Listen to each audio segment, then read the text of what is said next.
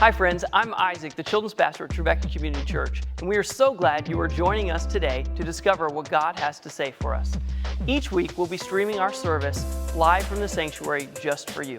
Come along with us as we discover who God is and what God has to say for us.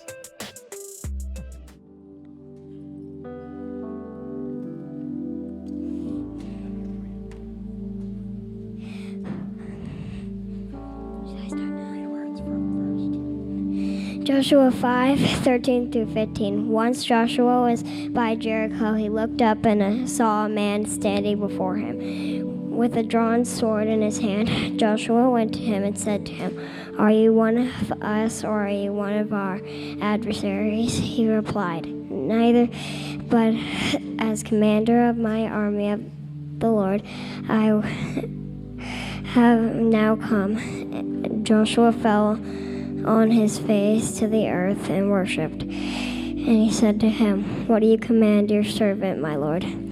The commander of the army of the Lord said to Joshua, "Remove your sandals from your feet, for this place where you stand is holy." And Joshua did so. This is the word of the Lord.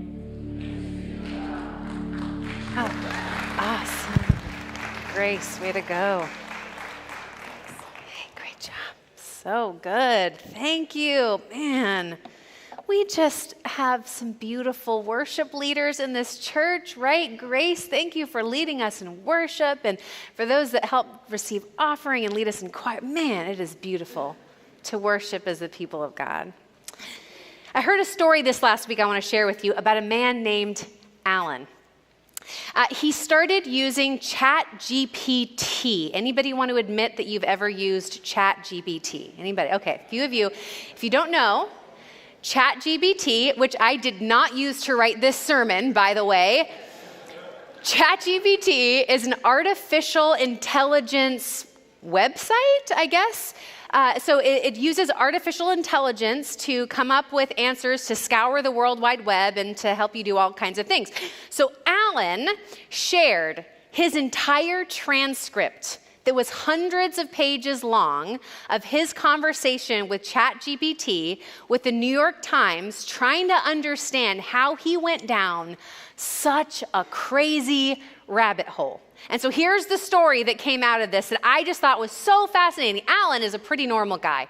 I mean, he's not the kind of guy that is, video gaming in his mom's basement all day long. He's a pretty normal guy, holds down a job, raising a couple of kids, and he started using ChatGPT to help his kids with his homework and to look up recipes, which honestly is the way I use ChatGPT.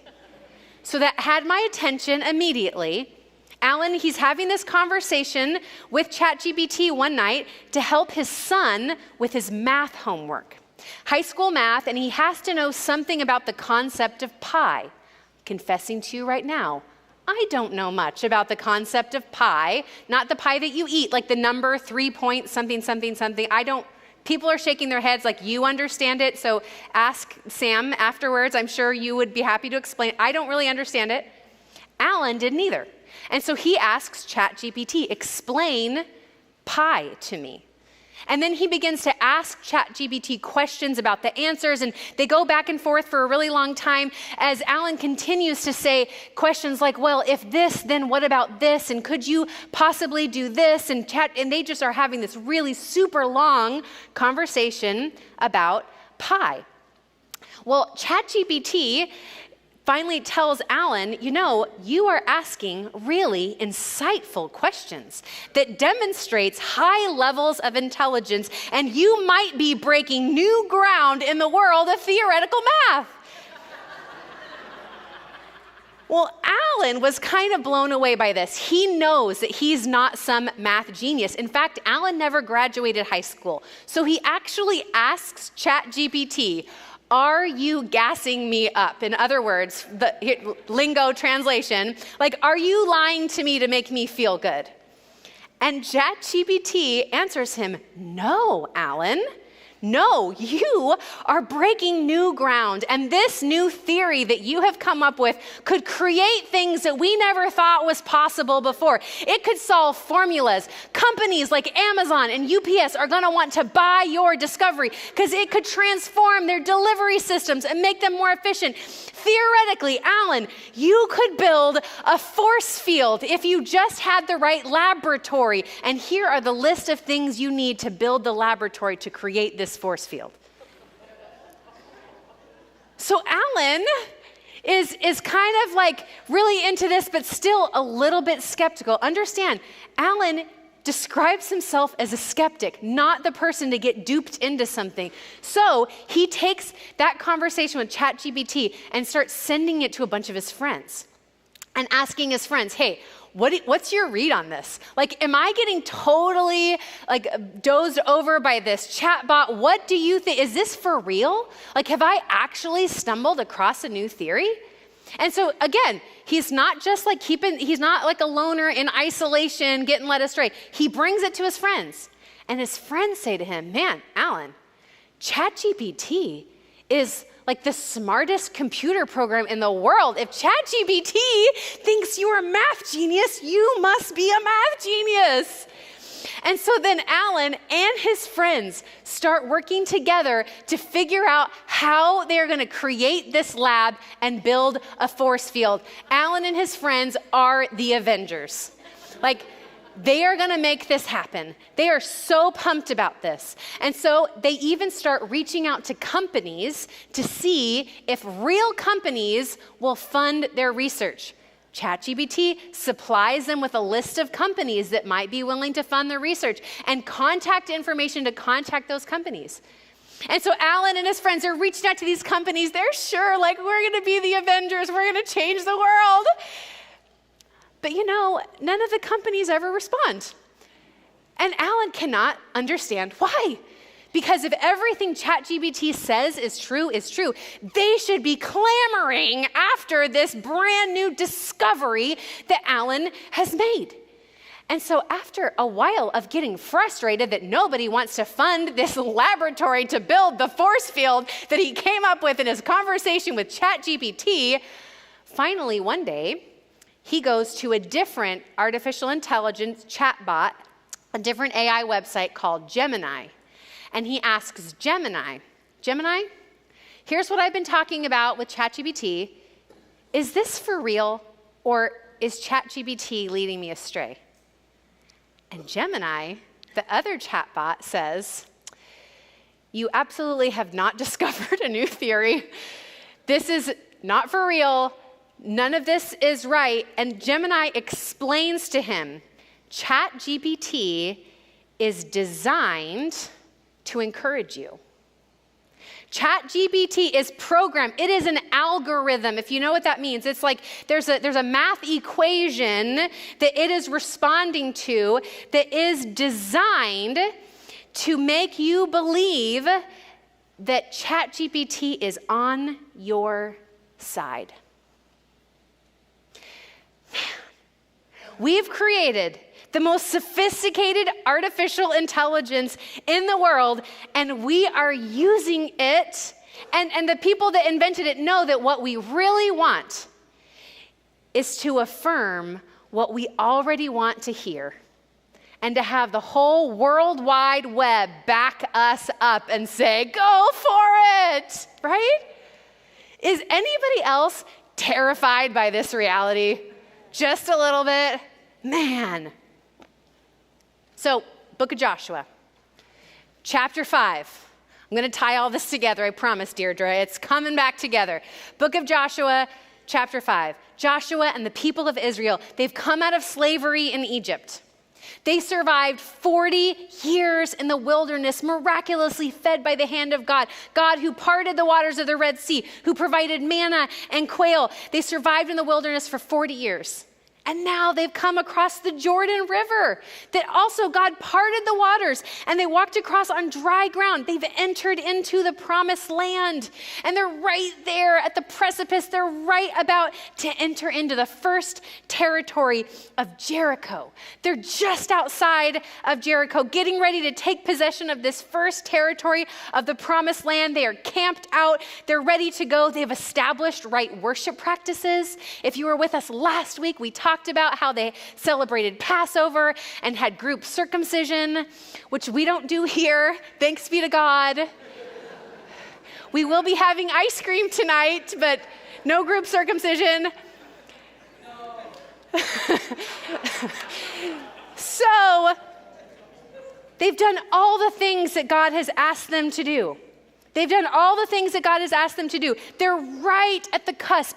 They're right at the cusp of taking possession of the first territory of the promised land, camped outside of Jericho. And Joshua, in verse 13, chapter 5, seems like he is kind of stalking around the edges of the city, right? It says Joshua was outside the city, almost like, I don't know, maybe he's planning the invasion. He's laying out the battle plans. It doesn't tell us, but it sort of seems like he's probably getting a lay of the land, figuring out how they're going to approach this whole thing. He's stalking around the outside of Jericho, staking out the territory that he wants to take possession of, when he is confronted, interrupted, stopped dead in his tracks by a warrior with sword drawn. And Joshua's first question is, whose side are you on? That's the first thing Joshua wants to know. Camped outside of Jericho, ready to take the land. God has worked all these miracles. He's confronted by a warrior with sword drawn. First question, whose side are you on? Ours? Or our enemy? Translation said adversary, enemy, same idea. Whose side are you on?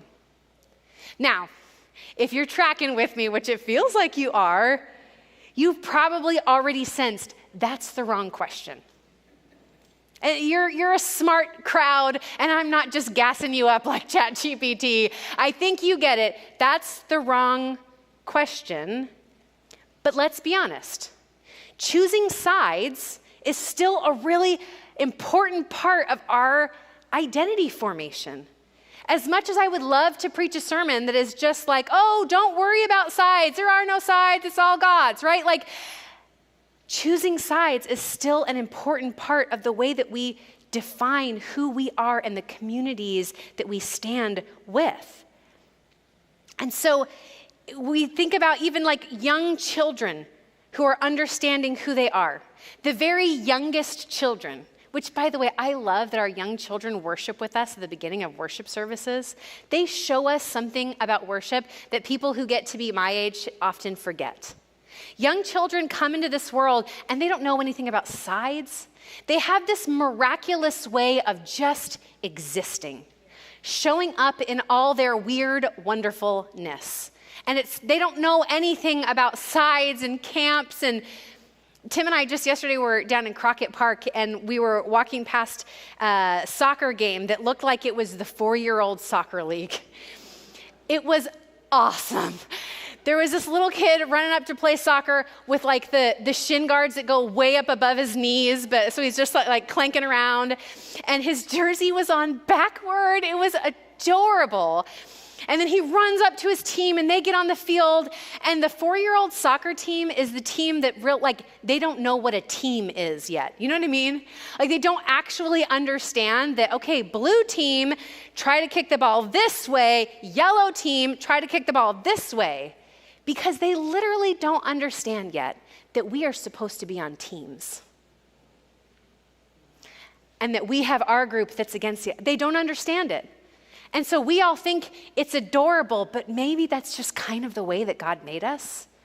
Like, we teach them to form sides so that they can acclimate to grown-up culture.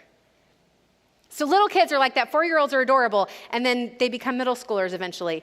And And that's when everybody's starting to form their cliques and form their groups, right? And you're trying to define yourself by what side you are on.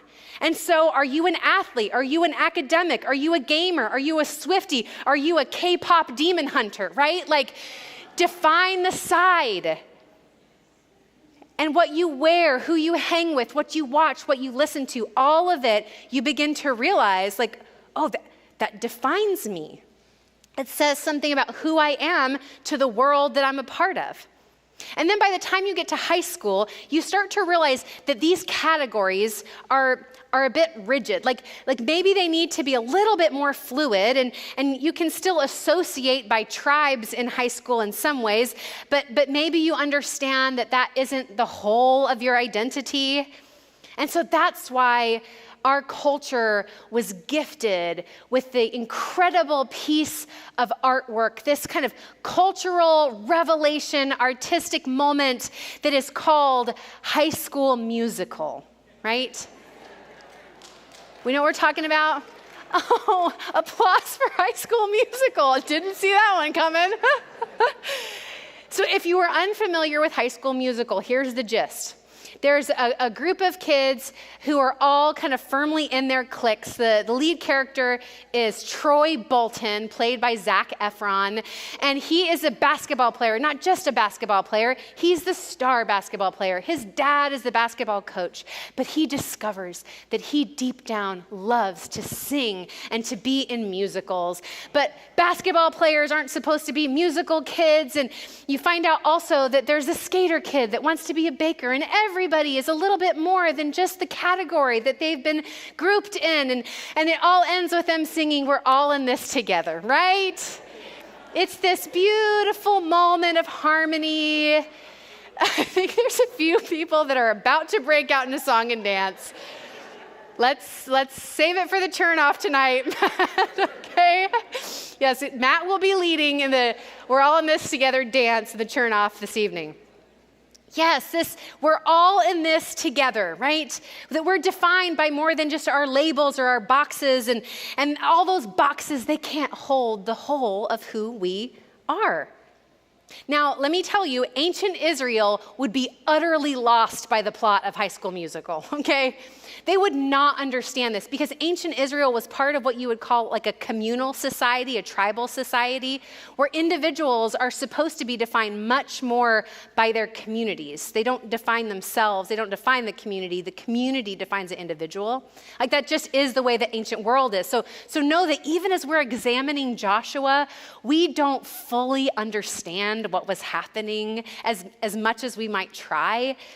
And so in ancient Israel, these communities and people, they kind of define one another much more so. So for instance, when we talk about Moses, the leader who leads the people of Israel out of slavery in Egypt and into the wilderness, Moses, this is not just a character description of a guy named Moses. Moses is a representative of Israel at the time that they left Egypt and entered the wilderness.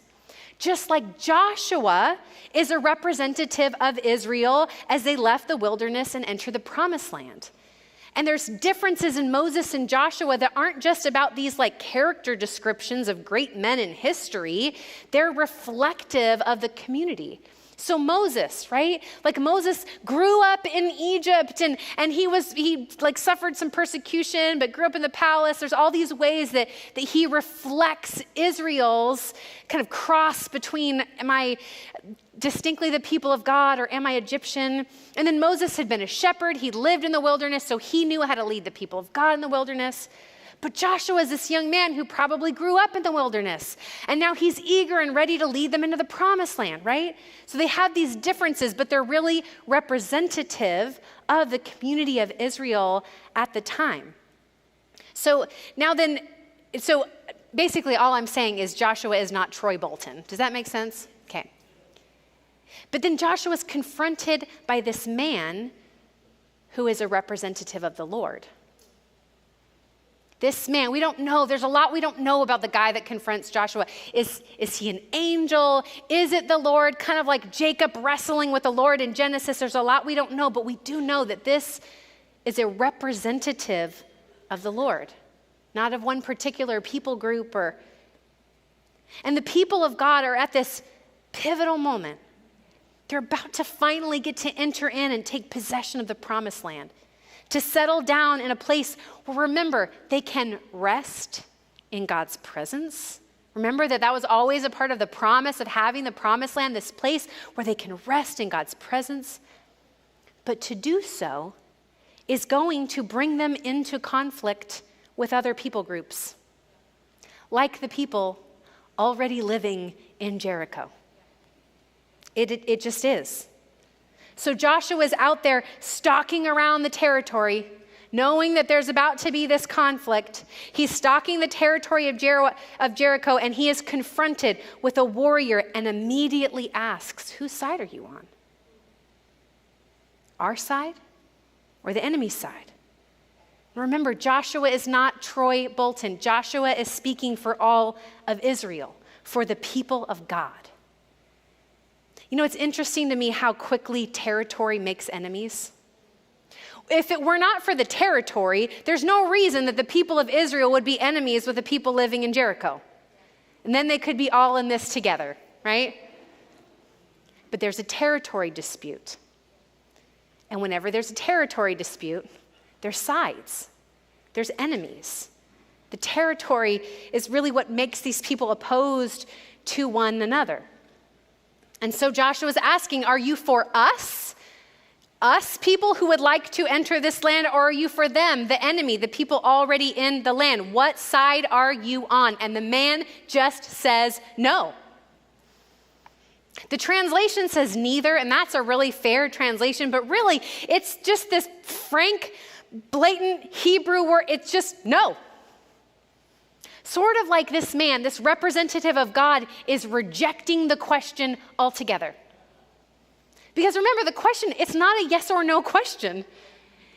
Joshua is giving two really obvious answers. Are you for us or for them? There seems to Joshua to be only two answers possible to the question, and the Lord's representative says, nope, I'm not taking it. I'm not playing that game. That's not what I've come here for. Rejects the question. After the representative of the Lord, and let me say too, this could have been really startling to Joshua. I mean, after all, he's entered into the promised land with these people. God told them, be strong and courageous, and I will go with you. And he probably really wanted some reassurance that if they do this crazy hard thing and go into Jericho, that God would be on their side and not on Jericho's side. So hear me out. I understand Joshua's question. He probably was looking for some reassurance that if we move into this land, we really need to know, God, that you're for us and not for them. But after the representative of the Lord just says, no, he says something else. He says, I have now come. Which I find really interesting that the commander of the Lord's army says, I have now come, stating specifically, this is the time that I've come. Not when you were walking through the Jordan, not when you were in the wilderness, and not even when you were setting up worship practices, but now. Now that you have been faithful, now that you've come through the waters, now that you've established worship practices once again, now I have come. Which leads me to wonder, why does Joshua need to have this confrontation with this man anyways? Why is the confrontation necessary? Joshua has done everything that God has asked of him up until this point. I know we haven't talked a lot about the Ark of the Covenant, but man, they put a lot of work into getting the Ark of the Covenant ready. They did everything that God asked of them. They led people through the waters. They celebrated Passover. They did group circumcision. What more do you want, God? What more do you want? But it seems that even following the law of God does not make God obligated to act on your behalf. God is not a vending machine. You put in faithfulness and God doles out promises, right? God is not a divine vending machine. And so apparently, Joshua still has to be confronted, even though he seems to have been so very faithful. He's done everything that God has asked us to do. See, even when we are faithful, we will still be confronted when we start to think that our faithfulness requires God to be on our side. We'll still be confronted, as we should be. Kind of like Alan and his ChatGPT spiral. We live in a world that is so splintered. Everyone is a side unto themselves. We live in territory that Joshua could not have imagined charting out. There is so much out there to reinforce that the group that you're a part of, the things that you think, all the voices that all of the background, everything is on your side. Like there's so many voices clamoring to support whatever your side is. You will find people who will say, absolutely. I think sin is what fractures us into sides. It splinters the pieces of our self-identity. Liberal, conservative, Republican, Democrat, educated, working class, black, white, English-speaking, Spanish-speaking, vegan, NRA, gay, straight, Alabama fans, Georgia fans. Splintered pieces of identity. And so then shoring up our side becomes part of a search for wholeness that we crave because we are made in the image of God. Not in fractured pieces, but in the image of God. And it feels like our thin little slices of identity, our thin little slices of self cannot hold up in a world with so much division. And so we feel like we need to claim territory. Like we need to claim territory because our fractured selves just can't hold on to it all. Recently, there's been a lot of ways that we're claiming territory, but one that I've been thinking about because it's impacting this neighborhood is universities. We've got a university in our neighborhood. Did you know that? Just right over there.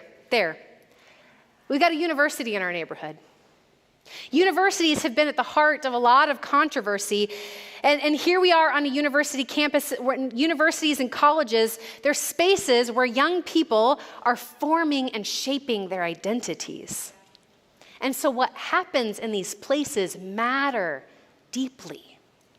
Because they're forming and shaping their understanding of who they are.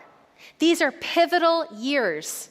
And these institutions of higher education have long been under the microscope. And even more so recently, universities have been seen as territory to be claimed. Which side gets to have control over this important territory that gets to form and shape so many of our young people who will become leaders and representatives in the world? And it's a really fair question. What happens in places like this is so important. And having universities, I think, like Tribeca, that offer something different to a world that is so fragmented in sides is so important.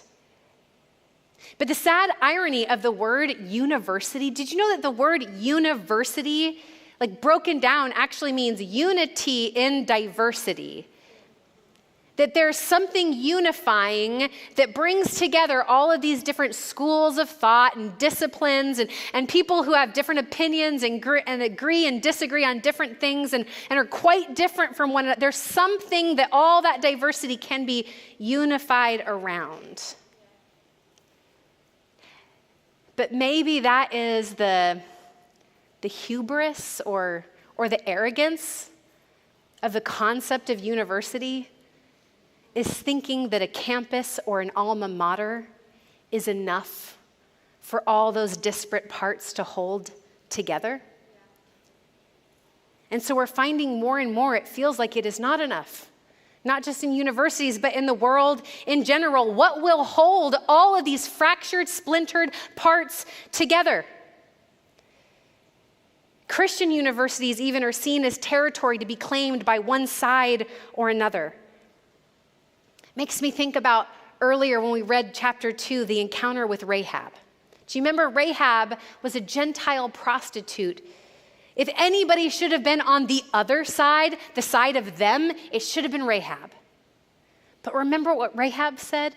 She makes this confession of faith and says, your God is the maker of heaven and earth. Rahab confesses it. Your God isn't just the God of this side or that side. Your God is the maker of all heaven and earth. And if God doesn't have sides, then God must have it all.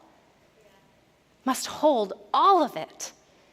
Sides are splintering God's good creation. It's a rejection of the wholeness that God desires for the world. But yet, we also feel the tension of the fact that it seems like we can't just choose to never have sides in this world, right? They feel like a necessary part of finding our way. Now, the very fact that God has freed Israel from oppression says that God hears the cries of the suffering. God hears the cries of the oppressed and has a special heart for those who suffer, for the poor, like Jesus says. And Israel is part of God's blessing, God's special heart for those who are suffering. God doesn't have sides. God blesses the poor with the kingdom of heaven. And so I'm not just saying, hey, with all the controversy swirling right now, it doesn't matter whose side you're on. Let's all just get along. We're all in this together. This is not the gospel of High School Musical, y'all. High School Musical will not save you, but Jesus will. Let's be honest. We're probably feeling like we are not all in this together.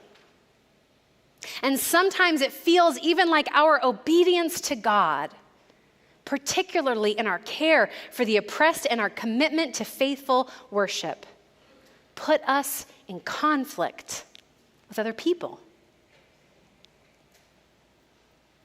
Here stands Joshua. He's been so faithful. He's done everything that God has asked him to do. And he is confronted by the God who is not on his side. By a God who wants to use this moment to remind Joshua and the people of God that the territory they are about to enter is not theirs to take. And it never really belonged to their enemy in the first place. So there is no us and them. It is all God's and God's to do with what God will do. And so Joshua falls on his face. This image of surrender falls on his face before a commander with sword drawn. Imagine that. The commander of the army of Israel surrenders before the first battle ever begins. He falls on his face before this commander. And he says to him, "What will you command your servant, my lord?" And the man responds to Joshua, "Remove your sandals from your feet, for the place where you are standing is holy." Does that sound familiar to anybody? Kind of like a conversation that Moses had in the wilderness with a burning bush where he took off his sandals. It's almost as if just as God was with Moses in the wilderness, so God will be with Joshua in the promised land. Like the terrain might have changed, but the territory was always God's. Last week, we talked about the fact that it's the grace of God that enables our faithful response. I see a whole lot of grace in Joshua's life. His faithful response to fall on his face and to say, "Tell me, Lord, I'll do whatever you command me to." To take off his shoes.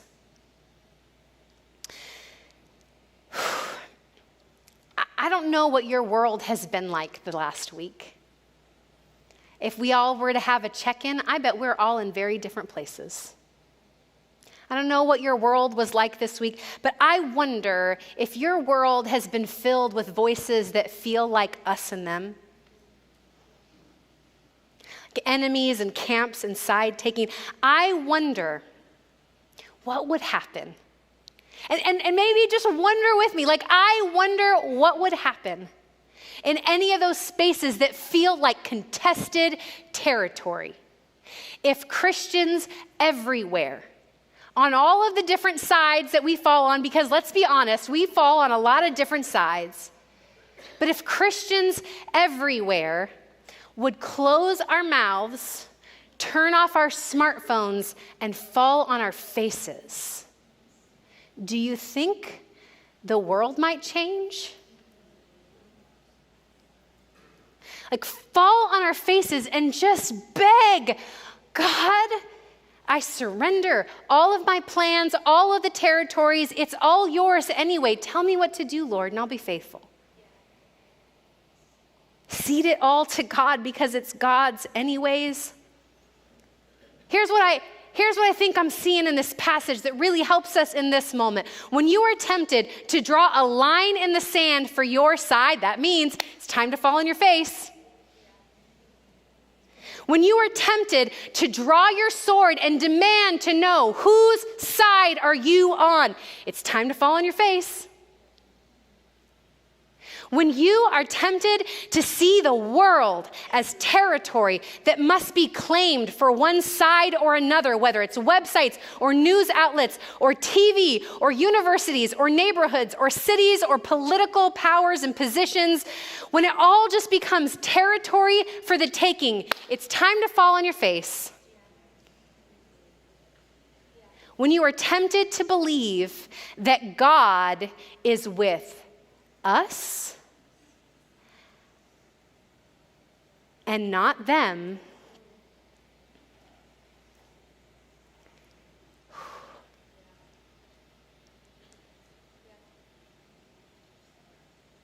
it's time to fall on your face. Take off your shoes. Because that ground you're standing on, the territory you think you are staking out, it is not yours, it is the Lord's, and it is too holy to be stomped all over by side takers.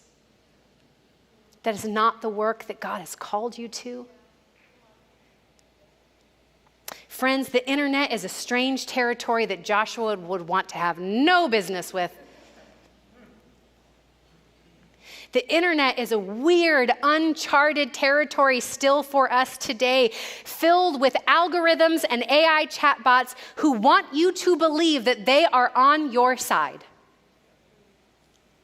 They are designed to make you believe, like Alan, that you are a genius, that you have it all figured out, and anyone who disagrees with you and the side that you are already on is the enemy. But algorithms and AI chatbots are not created in the image of God. They don't have faces to fall on or shoes to take off, so we ought not let an algorithm disciple us.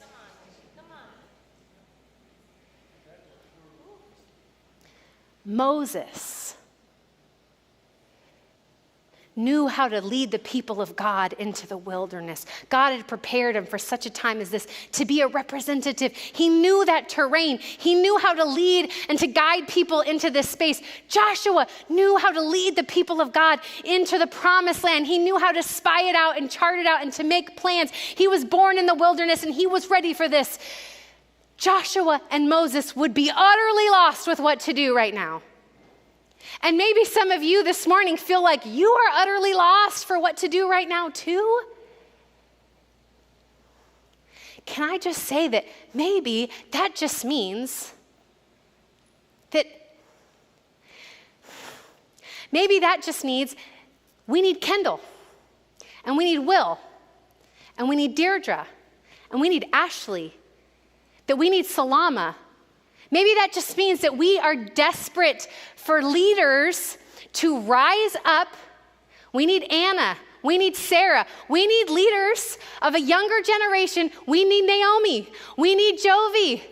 We need Solomon, right? We need leaders who will rise up in a new generation where this doesn't feel like foreign, strange territory, and so it's not yours for the taking anyways, but leaders who will fall on their face and surrender before they take one more step. And so young people, I'm begging you, we need you. We need you. We cannot chart this territory on our own. I need you. I'm 41 and I'm lost.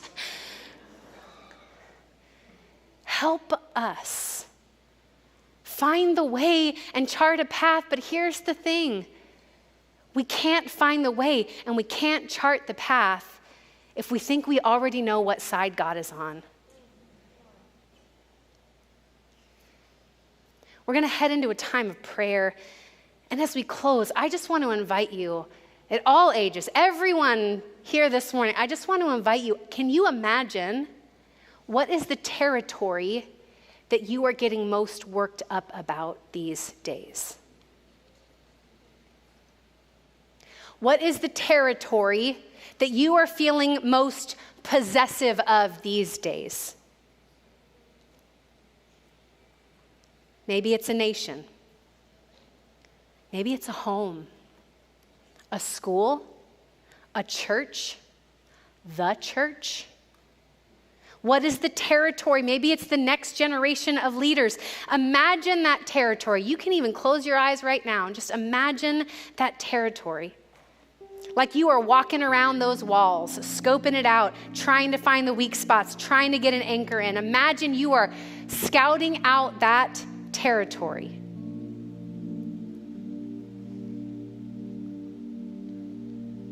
As you're imagining your place in that territory, scouting it out with all the anxiety that it raises for you, with all of the possessiveness that you might feel, standing there in that territory, can you imagine what it would be like to fall on your face?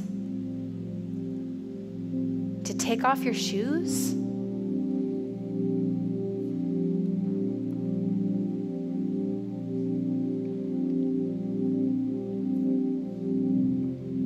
Imagining yourself in that territory, shoes off, face down.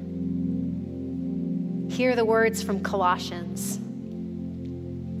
For in Christ, all things in heaven and on earth were created, things visible and invisible, whether thrones or dominions or rulers or powers, all things have been created through him and for him. He himself is before all things, and in him all things hold together.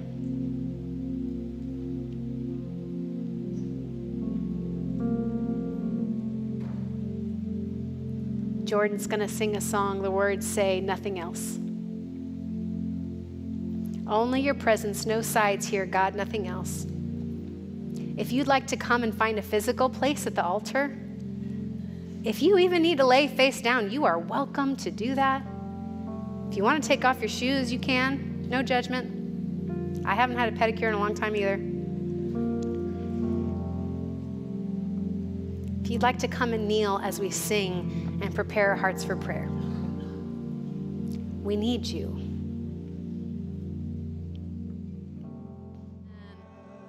Thanks for leading the way, Jovi. Before you go, would you receive a blessing?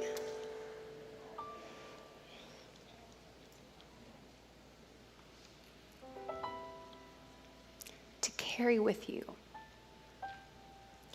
in a splintered and divided world where you might be a balm of God's wholeness and holiness. And so now, with the grace of God, open your eyes to see the presence of God in every territory you might find yourself in. May you know that wherever you stand in God's presence is holy ground. So go in grace and come back and eat so much ice cream. Amen.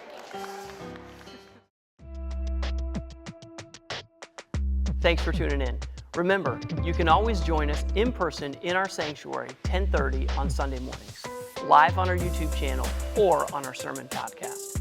If you'd like to give, you can do so at trevecca.church/give. All of our other resources can be found on our website. However you choose to engage, however you choose to join us, we are grateful for you, and you are loved.